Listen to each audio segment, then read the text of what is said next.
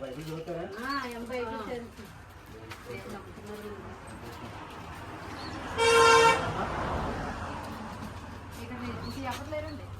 మీరు చదువుతారా?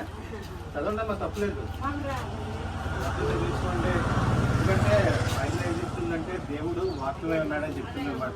మనం వాక్యం చదివామనుకోండి, దేవుడు మనతో మాట్లాడుతున్నట్టు అనమాట.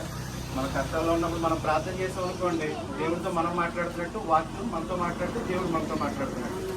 అమ్మా చదవండి అమ్మా, తప్పేం కాదు. మేము కూడా హిందూ కుటుంబం నుండి వెళ్ళే దేవుడిని నమ్ముకున్నాం. నేను దేవుడు తెలుసుకోకముందు నేను కూడా విపరీతమైన పూజలు చేసేవాడిని. తెల్లవారుజాము 3 గంటలు లేచి గంటలు స్నానం చేసి యోగా చెప్పేవాడిని. సంవత్సరంలో ఇంచుమించుగా 5-6 నెలలు నేను మాలేసుకుని ఉండేవాడు, ఏదో ఒక మాల. ఎందుకంటే నాకున్న అలవాటును బట్టి, అలవాటు నుండి నన్ను ఎవరు పెడతారా అనే ఆలోచనతో ఏదో ఒక మాల వేసుకోవడం. ఆ మాల వేసుకున్నంతకాలం తాగుడు తాగకుండా, గంజాయి కాల్చకుండా, మత్తు పదార్థాలు వాడకుండా తిరిగిపోయాడు. ఎప్పుడైతే ఆ మాల తీసానో మానేసిన అన్ని కలిపి ఒక రోజు తాగేసాను. అంటే అందులో జీవం లేదని నేను తెలుసుకున్నానమ్మా. ఎప్పుడైతే నేను దేవుని తెలుసుకున్నానో, యేసుక్రీస్తులో అన్నీ ఉన్నాయి. సంతోషం ఉంది, సమాధానం ఉంది. మనల్ని పట్టి పీడించే ఏ పాపమన్నా విడిపించగలిగే శక్తి దేవుళ్ళలో ఉంది. ఎందుకు ఈ మాట చెప్పగలుగుతారంటే, ఒక గుడ్డోడు ఇంకో గుడ్డోడికి దారి చూపించగలడా? మనకు దారి చూపించాలంటే ఎవరు ఉండాలి? దారి తెలుసున్న వాళ్ళు ఉండాలి, కళ్ళు ఉన్న వాళ్ళు ఉండాలి.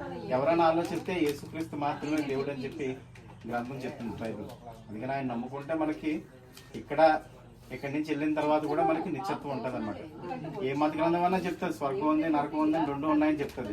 కానీ వెళ్ళే దారి ఎవరు చెప్తారు? బైబిల్ చెప్తుంది అనమాట. యేసుక్రీస్తు ద్వారా మాత్రమే మనం పరలోకానికి వెళ్తాం, నిత్యత్వానికి చేరుకుంటాం అని చెప్పి దేవుడు చెప్తున్నాడు. అందుకని దేవుడిని నమ్ముకుంటే మా తప్పేం కాదు. మనకి ఏది బాగుంటే అది మనం వెంబడించాలి, అంతే కదా. ఇప్పుడు మనకి ఏదే ఆశీర్వాదం అదే కదా.